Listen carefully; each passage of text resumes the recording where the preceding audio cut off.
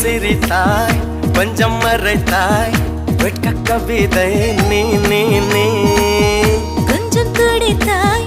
கொஞ்சம் நடித்தாய் இரட்டை பிறவி நீ நீ நீ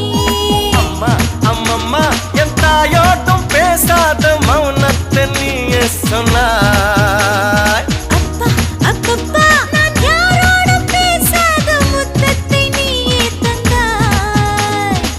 5 வயது பிள்ளை போலே அச்சச்சோ பிச்சத்தாலே கொஞ்சி கொஞ்சி என்னை கொண்டால் பருவாயில்லை காதல் பிசாசே